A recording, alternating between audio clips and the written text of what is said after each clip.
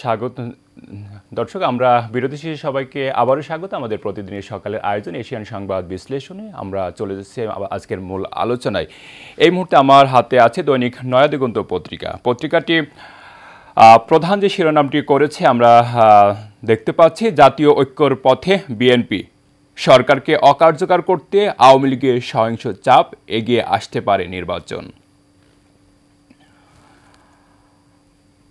আমরা নিরপেক্ষ ও সুষ্ঠু একটি নির্বাচন প্রত্যাশা করি, কর্মশালায় তারেক রহমান। রক্ত দিয়ে ছাত্ররা যা অর্জন করেছে তা রক্ষা করতেই তারা দল গঠন করবে, জানালেন প্রধান উপদেষ্টা। অন্তর্বর্তী সরকারের মধু চন্দিমা সময় ফুরিয়ে গেছে, ক্রাইসিস গ্রুপ এমনটি জানিয়েছে। এবং ফেব্রুয়ারিতে দল গঠনের ইঙ্গিত নাগরিক কমিটি ও ছাত্র আন্দোলনের, 3 আসনে প্রার্থী দেবে তারা, জানালেন আক্তার হোসাইন। পত্রিকাটি আরও কিছু শিরোনাম করেছে, সেগুলো আমরা দেখে নিতে চাই। পূর্বাঞ্চলে নির্বাহী আদেশে আওয়ামী লীগ ঘনিষ্ঠদের 1100 প্লট বরাদ্দ। আমরা কারোর সাথে আপোষ করব না, জানালেন ডাক্তার শফিক। একই শিরোনাম, ওয়াশিংটনের আকাশে সংঘর্ষে বিধ্বস্ত বিমান, হেলিকপ্টার, 64 আরোহী সবাই নিহতের আশঙ্কা। এবং শেষের দিকে যে শিরোনামটি দিয়ে পত্রিকাটি শেষ করেছে, দেশে বিচারাধীন মামলা 44,43,000, আপিল নিষ্পত্তিতে অবসরপ্রাপ্ত দক্ষ জেলা জজদের চুক্তিভিত্তিক নিয়োগ। দর্শক, এই ছিল দৈনিক নয়াদিগন্তের উল্লেখযোগ্য শিরোনাম। দর্শক, আমরা আসলে নিয়মিতভাবেই যুক্ত হয়ে থাকি একজন অতিথির সঙ্গে। আজও তার ব্যতিক্রম নেই। আজ আমরা একজন অতিথির সঙ্গে যুক্ত হব। ডক্টর শাহিদুজ্জামান সাকিব, আপনি শুনতে পাচ্ছেন? জি, আমি শুনতে পাচ্ছি। যেমনটি আমরা দেখছিলাম যে আসলে বেশ কয়েকদিন ধরেই তিতুমির কলেজের শিক্ষার্থীরা তাদের তিতুমির কলেজকে আসলে স্বতন্ত্র বিশ্ববিদ্যালয় প্রতিষ্ঠার দাবিতে বিভিন্ন সময় থেকে আন্দোলন করে আসছে এবং গত রাত থেকে তারা কিন্তু অনশন শুরু করেছে। বিষয়টিকে আসলে আপনি কিভাবে দেখেন, বা তাদের যে দাবি দেওয়া এটি আসলে কতটুকু যৌক্তিক, এবং যদি তিতুমির কলেজকে বিশ্ববিদ্যালয় করা হয় তাহলে পাশাপাশি আসলে অন্যান্য কলেজের শিক্ষার্থীরাও যদি একইভাবে অনশন করে তাহলে বিষয়টি কিভাবে দাঁড়াবে? বিষয়টিকে আপনি কিভাবে দেখেন? ধন্যবাদ আপনাকে। আসলে গতকালকে থেকে না, গত পরশু থেকে তিতুমির কলেজের 5 জন শিক্ষার্থী তিতুমির কলেজকে বিশ্ববিদ্যালয়ের দাবিতে অনশন করছেন, এবং এই সংখ্যাটা এখন কিন্তু আর 5 জনে সীমাবদ্ধ নাই, এটা গণ অনশনে রূপ নিয়েছে বলা যায়। যৌক্তিকতার কথা যদি বলেন, গতকাল রাতে শিক্ষা মন্ত্রণালয়ের যুগ্ম সচিব নুরুজ্জামান আহমেদ উনি এসেছিলেন তিতুমির কলেজের সামনে। উনি নিজেই বলে গেছেন যে দাবিটি আসলে যৌক্তিক। এখন একটি কলেজকে তো চাইলেই আর একদিনে বিশ্ববিদ্যালয়ে রূপ দেওয়া সম্ভব না।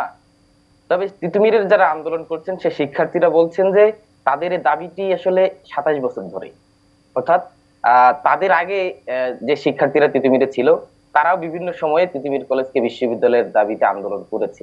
এখন তারাও এই আন্দোলনটা করছে। তাদের যুক্তিগুলো হচ্ছে এরকম, এখানে একটা বিশ্ববিদ্যালয় চাওয়ার পেছনে একটা বড় কারণ এই ঢাকা বিশ্ববিদ্যালয়ের সঙ্গে থাকা।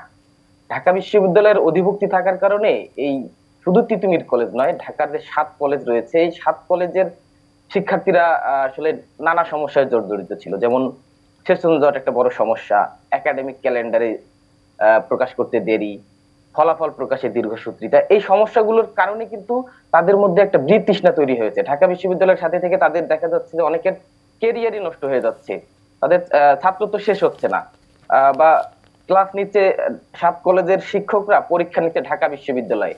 এই জায়গাতে একটা গ্যাপ ছিল। তো সেই জায়গাটা থেকে কিছুটা সমাধান এসেছে ঢাকা বিশ্ববিদ্যালয়ের অধিভুক্তি বাতিলের মাধ্যমে।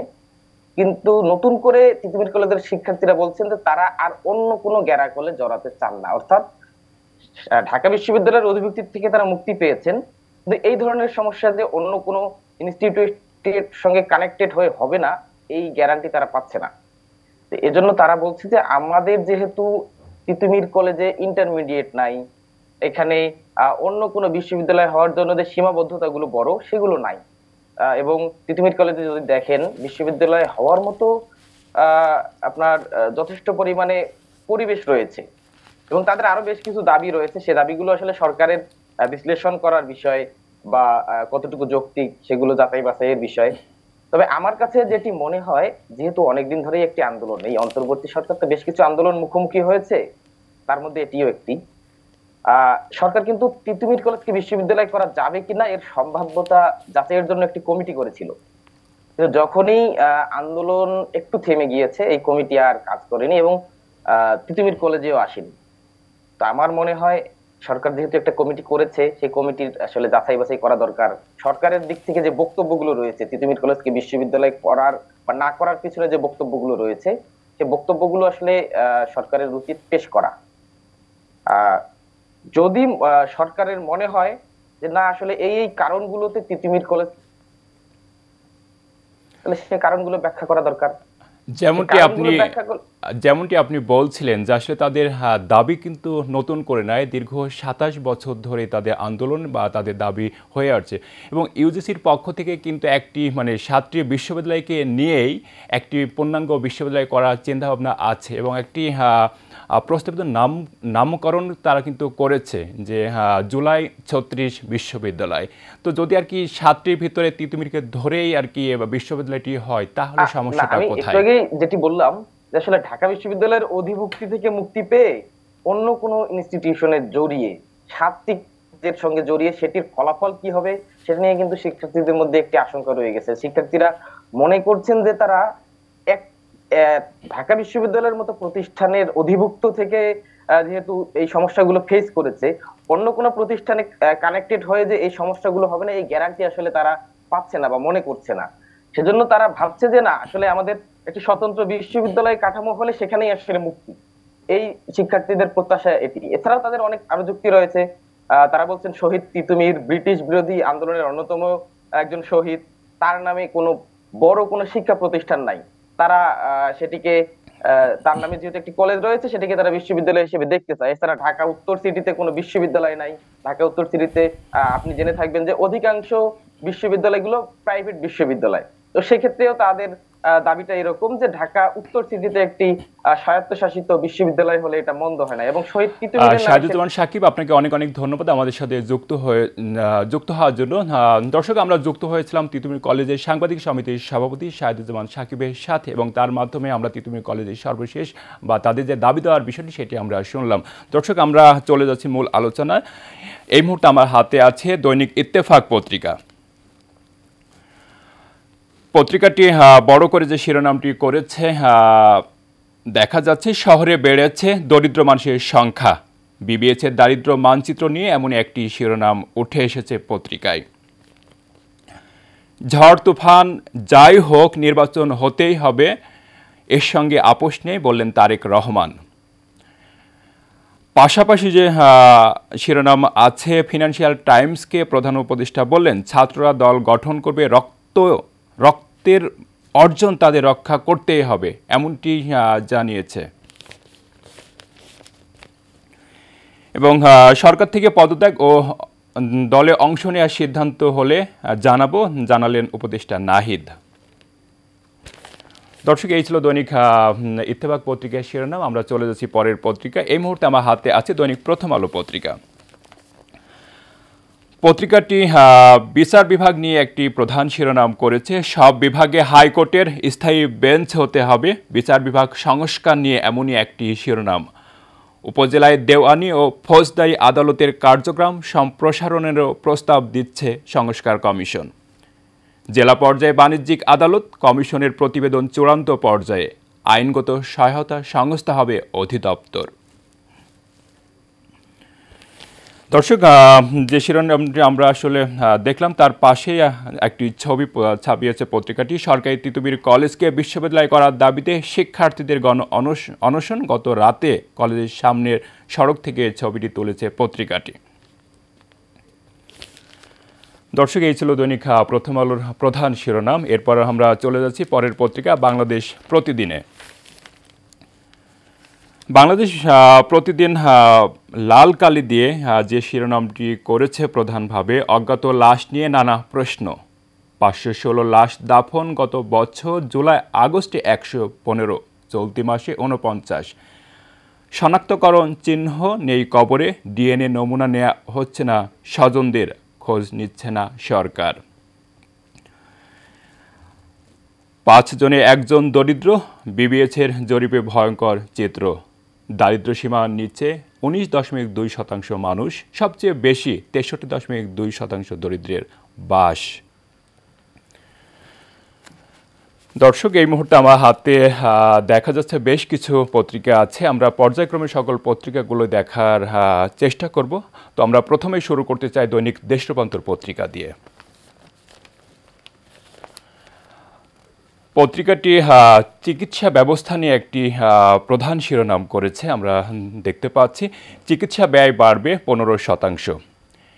মেডিকেল ডিভাইস আমদানি জটিলতা।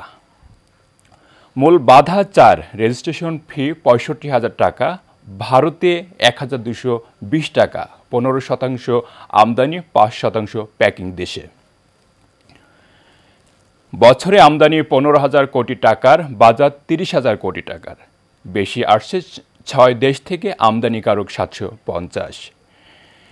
এবং এই ইস্যুতেই শেষের দিকে যেটি বলছে, স্বতন্ত্র আইন ও বিধিমালা চান আমদানিকারকরা। যুক্তরাজ্যে বিচারপতি মানিকের বিলাসবহুল বাড়ি, আরও সম্পদের খোঁজে 10 দেশে দুদকের চিঠি। এবং সামনে রমজান মাস এবং তার আগেই শবে বরাত হবে, এবং সেটি কবে হবে তেমনটি নিয়েই পত্রিকাটি শিরোনাম করেছে। পবিত্র শবে বরাত 14 ফেব্রুয়ারি। পত্রিকাটি ডান পাশে একটি বড় করে ছবি ছাপিয়েছে, আমরা দেখতে পাচ্ছি তিতুমির কলেজের শিক্ষার্থীদের রাজধানীর মহাখালীতে সড়ক অবরোধে গতকাল এই এলাকায় তীব্র যানজটের সৃষ্টি হয়, এমনই একটি ছবি পত্রিকাটি ছাপিয়েছে। বিভিন্ন গুরুত্বপূর্ণ খাত সংস্কারে পাইলটিং সহ নানা প্রস্তাব। অর্থনৈতিক কৌশল পুনর্নির্ধারণে টাস্কফোর্সের প্রতিবেদন হস্তান্তর। ডান পাশে পত্রিকাটি আরেকটি যে শিরোনাম, গুরুত্বপূর্ণ একটি শিরোনাম ছাপিয়েছে, সংস্কার সুপারিশের পর্যবেক্ষণ সরকারকে জানাবে ইলেকশন কমিশন। নিচের দিকে আরও কিছু শিরোনাম আছে পত্রিকাটি, সেগুলো আমরা এক নজরে দেখে নিতে চাই। বিএনপির 31 দফা ও সরকারের সংস্কার প্রতিবেদন একই টাইপের।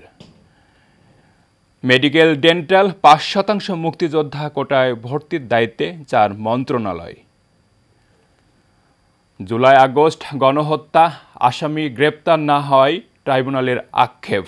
এবং ঢাকায় ধনীর বাস পল্টনে, গরিব বেশি মাদারীপুরে। অর্থাৎ দারিদ্র্যের মানচিত্র 2022 নিয়ে এমন একটি শিরোনাম পত্রিকাটি করেছে। গরিব মানুষ বেশি বরিশাল বিভাগে, কম চট্টগ্রামে। মাদারীপুরের 54.4%ই দরিদ্র মানুষ। এবং মেয়েদের ফুটবল ম্যাচ নিয়েও পত্রিকাটি একটি শিরোনাম করেছে। মেয়েদের ফুটবল ম্যাচে বাধা, উদ্বেগ জানালো সরকার। এবং শেষের দিকে আরেকটি শিরোনাম আছে, আমরা দেখতে পাচ্ছি হেলিকপ্টার উড়োজাহাজের সংঘর্ষ, যুক্তরাষ্ট্রে নিহত 30। ওয়াশিংটনে উড়োজাহাজে সামরিক হেলিকপ্টারের মধ্যে সংঘর্ষের পর উদ্ধার তৎপরতা চলছে, এমন একটি ছবিও পত্রিকাটি ছাপিয়েছে। দর্শক, এই ছিল দৈনিক দেশ রূপান্তর পত্রিকার প্রধান প্রধান শিরোনাম। আমরা পরে চলে যাচ্ছি পরের পত্রিকায়, দৈনিক সময়ের আলো।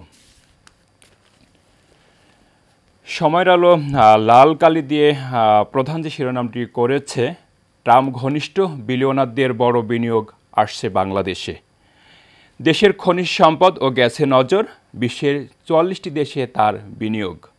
প্রভাব রয়েছে হোয়াইট হাউসে, 12 ঘন্টার ঝটিকা সফরে প্রধান উপদেষ্টা সহ রাজনৈতিক দলের নেতাদের সঙ্গে বৈঠক।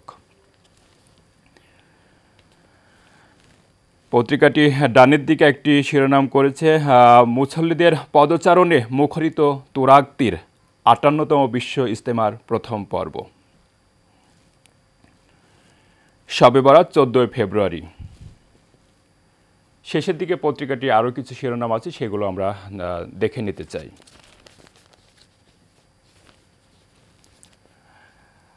সকালে প্রাতরাশ, বিকালে ইউএর সঙ্গে বৈঠকে ফখরুল, যাননি ট্রাম্পের সহযোগী জেন্টিবিচের বৈঠকে। এদিকে হরতালে নতুন করে হরতালের ডাক, শেখ হাসিনার আহ্বানে হরতালের ডাক, আওয়ামী লীগ মাঠে নামলে কঠোর হবে বিএনপি, সজাগ থাকবে নেতাকর্মীরা।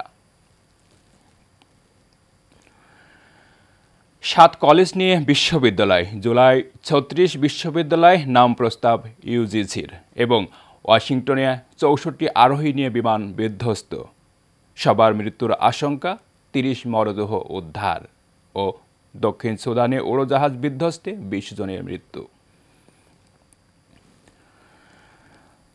আরেকটি ভিন্ন রকম শিরোনাম আছে, আমরা দেখতে পাচ্ছি যে বিচারকের সাক্ষ্য জালিয়াতি করে কারাগার থেকে বেরিয়ে গেল 4 আসামি।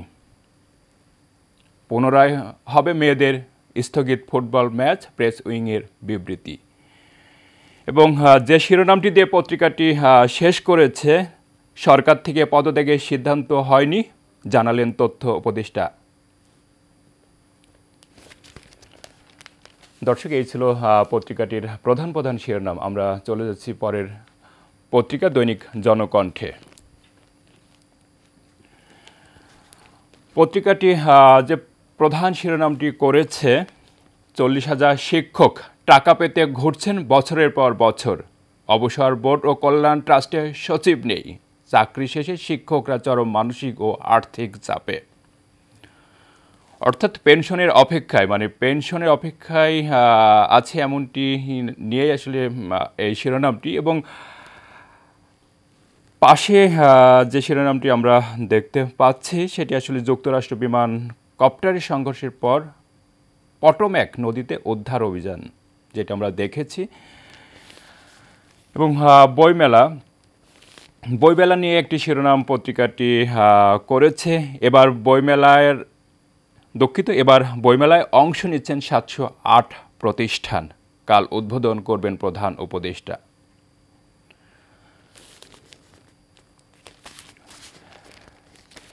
শেষের দিকে পত্রিকাটি আরও কিছু শিরোনাম করেছে। ছাত্ররা নিজেরাই দল গঠন করবে, ফিনান্সিয়াল টাইমসকে প্রধান উপদেষ্টা এমনটি জানিয়েছে। এবং 7 কলেজকে নিয়ে হচ্ছে জুলাই 36 বিশ্ববিদ্যালয়, ইউজিসির বৈঠকে এমনই একটি সিদ্ধান্ত, প্রাথমিক সিদ্ধান্ত আসলে। এবং রুট ফ্রাঞ্চাইজিসের সমাধান, 25 ফেব্রুয়ারি ফের নগর পরিবহন চালুর ঘোষণা, লাইনে অন্য বাস চলবে না। এবং টঙ্গীত বিশ্ব ইজতেমা শুরু আজ, প্রথম পর্ব চলবে টানা 6 দিন, আইন শৃঙ্খলা বাহিনীর ব্যাপক প্রস্তুতি। দর্শক, আমরা পত্রিকাটি দেখলাম, এবং পত্রিকাটিতে একটি বিষয় আমরা আসলে দেখলাম যে আজ 2025 সালে জানুয়ারি মাসের শেষ দিনে, এবং আগামীকাল শুরু হচ্ছে ফেব্রুয়ারি। এবং ফেব্রুয়ারি মাসেই কিন্তু আমরা বিগত সময়ে দেখেছি যে মাস জুড়ে বইমেলা চলে, এবং এবারও কিন্তু তার ব্যতিক্রম নয়। একইভাবে আগামীকাল থেকে, অর্থাৎ আগামীকাল 3টার সময় এটা বইমেলা উদ্বোধন হবে, এবং মাস জুড়ে এটা চলবে। দর্শক, আমরা দেখছিলাম পত্রিকাগুলোর শিরোনাম, এবং সময় হলো একটি বিরতি নেবার, সাথেই থাকুন।